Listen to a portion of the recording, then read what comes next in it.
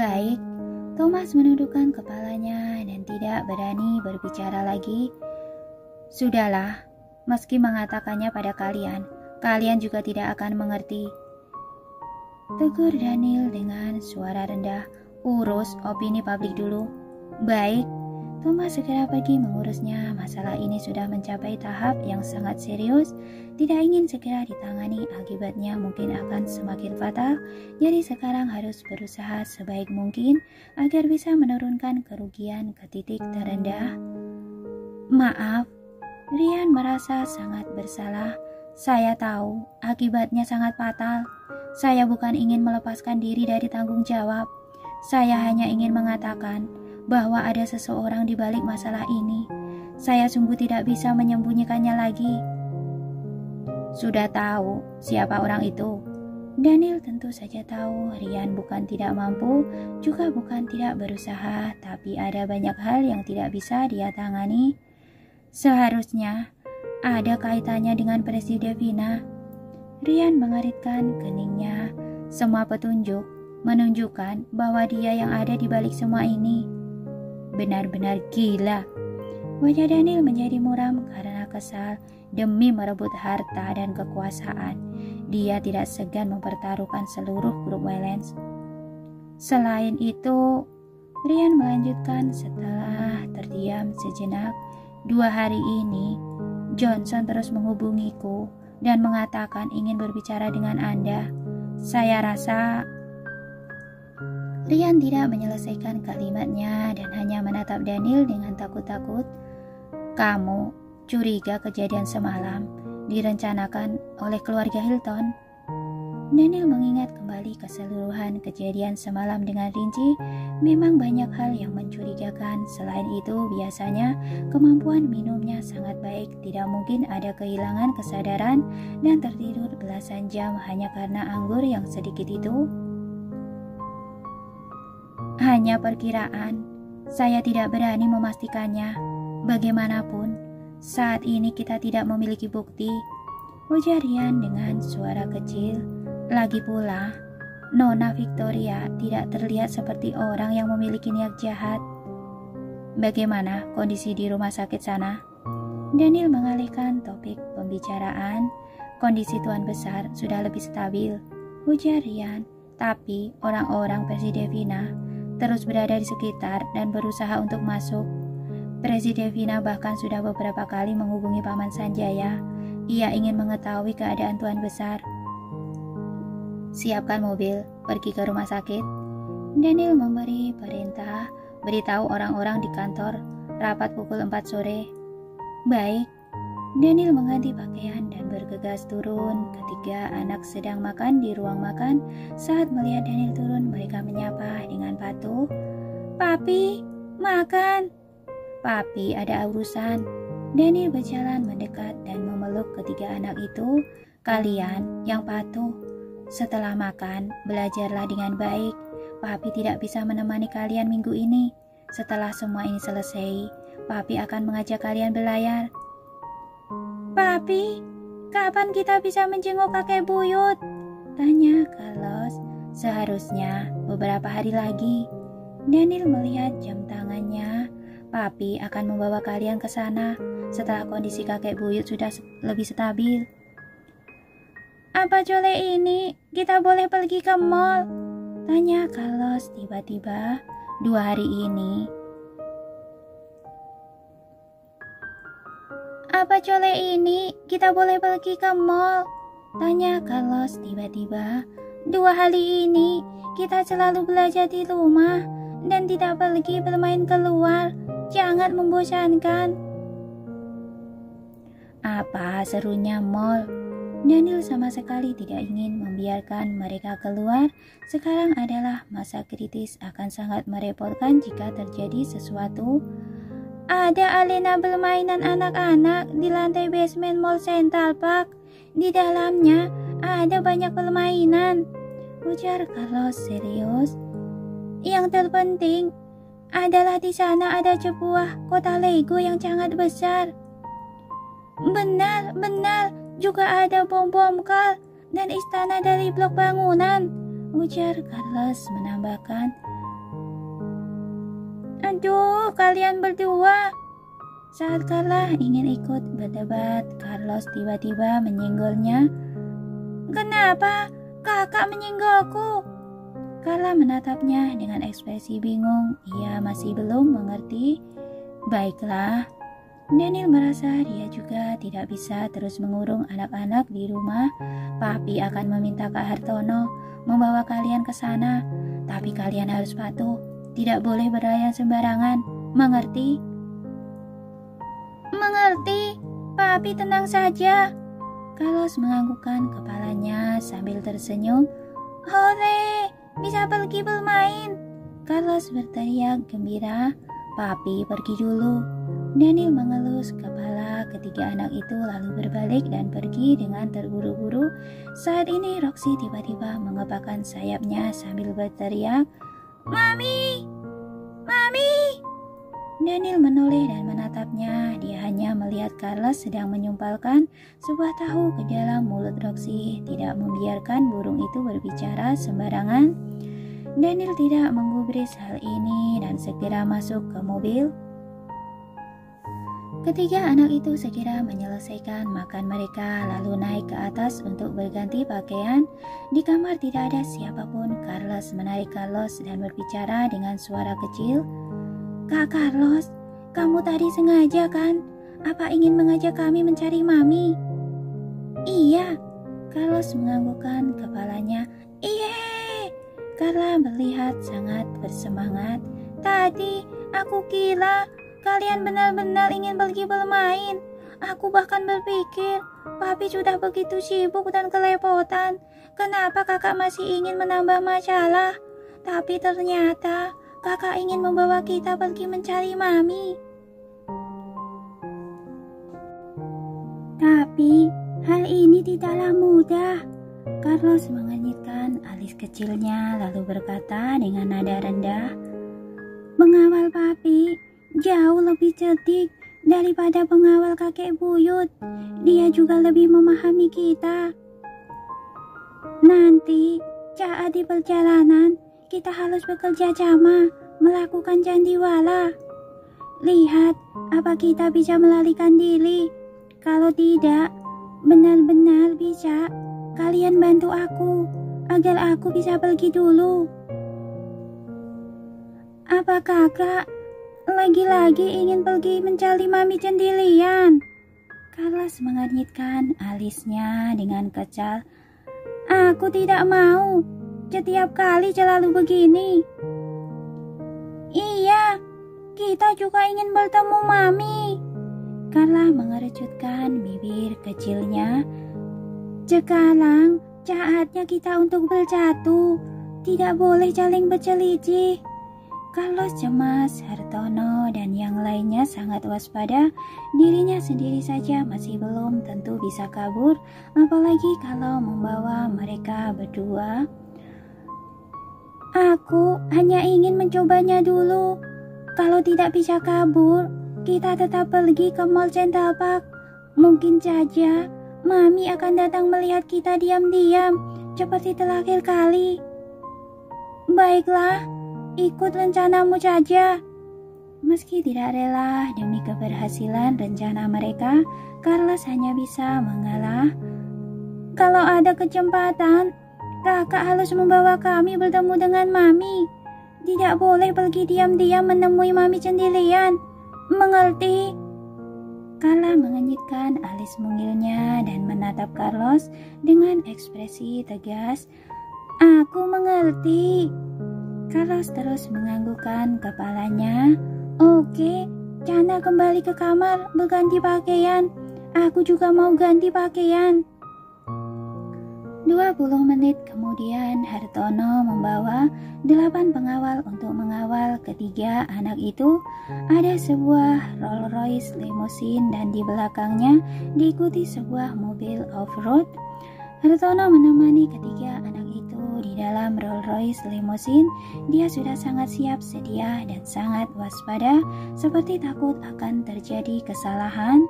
Mereka tahu hari ini Rian baru saja dimarahi, bahkan juga terluka. Jika dirinya sampai melakukan kesalahan lagi, takutnya dia akan dihukum untuk mengejar wanita lagi oleh Tuan Daniel. Itu adalah hal yang lebih menakutkan daripada ditembak. Kak Hartono, udahlah di mobil jangan pengap. Bukalah jendela agar bisa bernapas lebih lega, ujar Carlos sengaja mencari alasan. Kalau begitu, kamu harus mengawasi Roxy dengan baik. Jangan sampai dia terbang keluar. Setelah memperingatkan, Hartono pun membuka sedikit celah pada jendela mobil. Carlos dan Carlos saling bertukar pandang, lalu Carlos segera turun dari kursi dan menarik Hartono sambil berkata, Kak Hartono, bukankah kakak sangat jago dalam ilmu bela diri? Mari kita bertarung. Tuan muda Carlos, kita bertarung setelah pulang nanti saja ya. Hartono segera menanggapinya di dalam mobil, tidak leluasa. Tidak apa, kakak hanya perlu menunjukkan saja. Aduh, Roxy! Kata-kata Carlos terpotong oleh teriakan Carla. Sebelum semua orang sempat merespon, Roxy sudah terbang keluar dari jendela. Roxy! Roxyku! Carla berteriak histeris sambil menghentakkan kakinya. Cepat hentikan mobil! Aku mau mencari Roxy!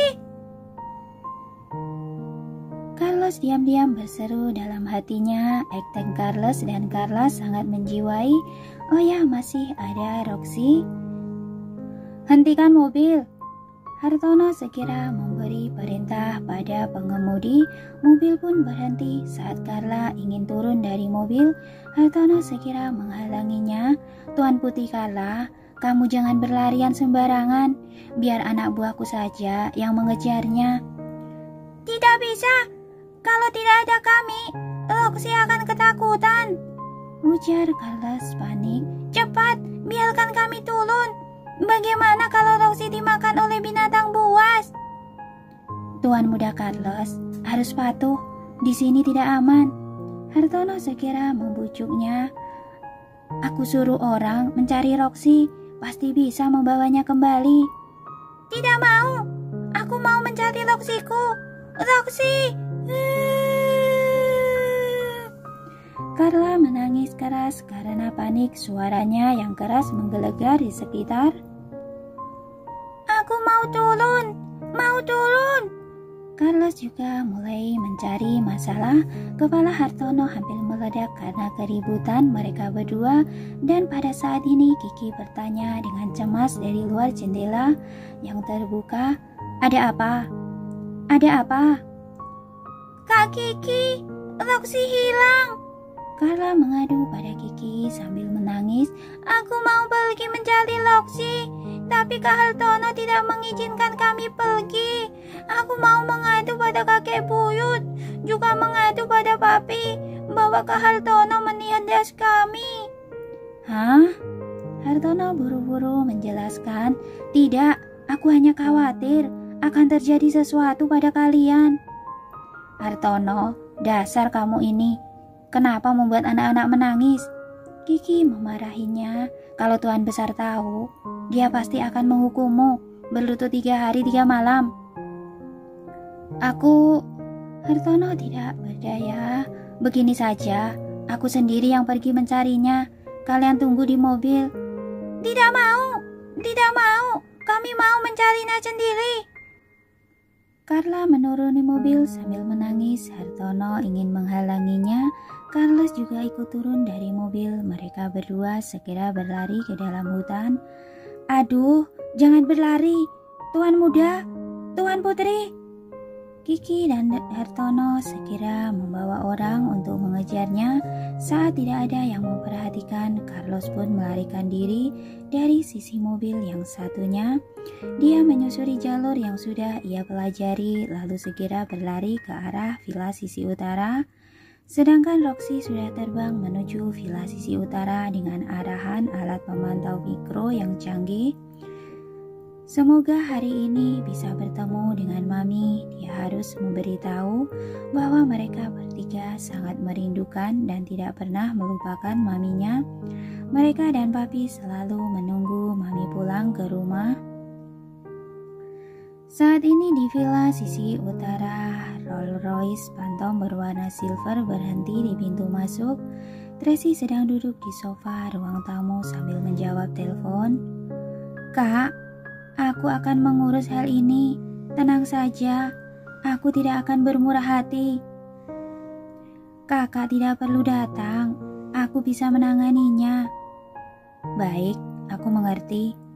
Setelah menyudahi panggilan, Tracy mengarahkan pandangannya ke koran yang ada di samping. Tidak hanya berbagai media besar di internet, bahkan media cetak pun menuliskan cinta romantis Daniel dan Victoria. Pertemuan yang indah beberapa tahun yang lalu, tokoh utama wanita membesarkan 3 anak seorang diri, begitu kuat dan tidak mudah. 4 tahun kemudian mereka berdua kembali bertemu dan menikah dengan membawa anak-anaknya. Kenapa kisah ini begitu familiar? Sepertinya ia pernah melihat sekilas adegan pernikahan ini di dalam mimpinya, namun sejak kapan tokoh utama wanitanya berubah menjadi Victoria? Sebenarnya apa yang terjadi? Sungguh tak tahu malu. Setelah melakukan hal seperti itu, masih tidak malu menyebarkan ke media. Paula menggertakkan giginya dengan kesal. Ada yang tidak beres. Naomi lebih logis. Tidak ada untungnya bagi keluarga Wellens untuk menyebarkan berita ini ke dunia luar. Kita telah menekan keluarga Hilton habis-habisan. Keluarga Hilton terus-menerus meminta bantuan dari mereka. Tapi keluarga Wellens tidak merespon. Begitu berita ini tersebar, meski sebenarnya mereka tidak ingin ikut campur, tapi mereka juga tidak bisa tidak memedulikannya lagi. Maksudmu adalah keluarga Hilton sengaja menggunakan berita ini untuk memaksa keluarga Wellens melakukan sesuatu? Paula langsung mengerti. Apa kejadian semalam juga sudah direncanakan oleh keluarga Hilton? Mungkin saja, ujar Naomi spontan, lalu dia segera mengoreksinya. Bagaimanapun juga, tidak peduli apa ini benar siasat dari keluarga Hilton atau tidak, pria mata keranjang brengsek itu tidak layak untuk dimaafkan. Benar, ujar Paula dengan kesal. Kalau dia sendiri tidak bermasalah, pasti dia akan tergoda. Karena sudah sampai di sini, maka menandakan bahwa karakternya memang bermasalah. Kalian sudah selesai bicara atau belum? Tracy menyela kata-kata Paula dan menatap mereka dengan dingin.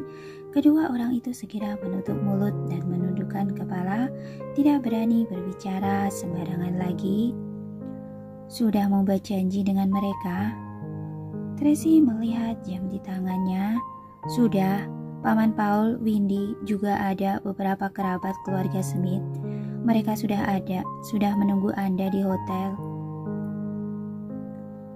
Naomi menjawab dengan suara kecil. Jangan menyia-nyiakan waktu. Tracy segera berdiri dan berjalan keluar. Mereka memasuki mobil. Saat Paula akan menyalakan mobil, tiba-tiba dia melihat seekor burung beo dari kaca spion dan segera berkata, "Nona Tracy, cepat lihat." Tracy mengangkat pandangannya dan melihat ada seekor burung beo yang sedang mengepakkan sayap dan terbang dari arah belakang mobil. Kepala mungilnya sibuk melihat ke sana kemari. Burung itu terlihat bodoh, juga sangat lemah, sama sekali tidak bisa dibandingkan dengan elangnya yang garang itu. Namun entah kenapa Tracy merasakan perasaan familiar yang tidak bisa dijelaskan terhadap burung itu. "Kenapa burung beo ada di sini?" ujar Paula bingung. "Hanya ada 2 villa di Bukit Haruna. Apakah saat di rumah sakit waktu itu juga ada burung ini?" Naomi langsung mengenalinya. Itu binatang peliharaan ketiga anak keluarga Wellens.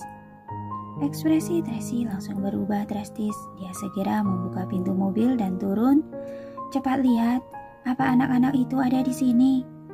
Baik, Naomi membawa para pengawal untuk mencari di sekitar. Mami! Setelah menemukan Tracy, burung beo itu menjadi bersemangat. Dia mengepakkan sayapnya sambil terus berteriak, Mami! Mami! Mami! Dengan segera ia terbang dan mendarat di pundak Tracy. Ia menggesekkan kepala mungilnya yang berbulu di pipi Tracy dengan akrab sambil terus berbicara dengan suara rendah, Mami! Lindu! Bagaikan keluarga yang telah berpisah lama saling melepaskan rindu, hati Tracy pun meleleh. Dia mengulurkan tangannya dan mengelus lembut bulu Roxy. Perasaan akrab yang telah lama hilang di dalam hatinya perlahan muncul kembali. Burung beo ini seperti bisa mengerti. Paula mengaguminya. Di saat yang sama, Carlos sedang berlari sekuat tenaga ke arah sana. Saat berlari, sistem pengawas yang ada di tangannya mengeluarkan suara Roxy. Mami! Mami! Dia segera menghentikan langkahnya, lalu membuka sistem pengawas untuk memeriksa dengan nafas tersengal. Benar saja, melalui penglihatan Roxy, dia melihat sosok Mami yang selalu dia rindukan. Mami! Carlos sangat emosional. Ternyata maminya sungguh berada di villa sisi utara. Suara ini terdengar dari alat pemantau yang ada di kepala Roxy. Setelah mendengarnya, tubuh Tracy bergetar tanpa dia sadari. Jantungnya berdegup dengan kuat di dalam dadanya. Suara apa itu? Paula mendekat untuk mendengarnya. Ternyata ada alat mikro pemantau yang dipasang di tubuh beo ini. Siapa yang melakukannya? Carlos! Carlos! Roxy mengepakkan sayapnya dan berteriak dengan semangat. Tracy sangat emosional. Suara anak itu membangkitkan kasih sayang seorang ibu yang terpendam di dalam hatinya. Itu adalah naluri yang mengalir di dalam darahnya yang muncul dari lubuk hati yang terdalam. Tuan muda kecil yang menerobos masuk waktu itu. Naomi langsung mengerti. Dia memberitahu bahwa dia sekarang sedang menuju ke tempat kita ini. Saat berbicara, Naomi menyerahkan tabletnya pada Tracy. Carlos baru memasuki area pengawasan. Dia sedang melangkahkan kaki kecilnya dengan berlari dengan semangat ke arah sini. Tuan muda kecil ini sangat cerdas. Paula merasa sangat terhibur. Dia bisa mengetahui Nona Tracy tinggal di sini, bahkan langsung datang ke sini. Nona Tracy, apa Anda ingin menemuinya? Naomi bertanya dengan lembut. Tracy sedikit ragu sebenarnya sebelum bisa memeriksa semua kejadiannya dengan detail. Dia tidak ingin begitu cepat bertemu dengan anak-anak. Hanya saja dia tidak menyangka anak itu yang lebih dulu mencarinya. Mami, aku Carlos. Mami, jangan menghindariku. Biarkan aku menemuimu. Suara Carlos terdengar dari alat pemantau. Terdapat rasa rindu dalam suara yang terdengar sedih dan panik itu. Dia takut maminya akan pergi lagi. Dia takut saat tiba di sana, dia hanya bisa melihat villa yang sepi dan dingin. Tracy merasa tersentuh saat akan berbicara. Tiba-tiba terdengar jeritan ketakutan Carlos dari alat pemantau itu. Di saat yang sama, di layar kamera tablet terlihat sosok pria berkulit hitam yang tinggi besar tiba-tiba mendekat dan membawa pergi Carlos. Carlos berteriak ketakutan, lalu sosok hitam itu membekap mulutnya dan memasukkannya ke dalam mobil. Selain itu juga ada 3 mobil hitam lainnya, kebanyakan adalah sosok pria berkulit hitam, juga ada 2 wanita.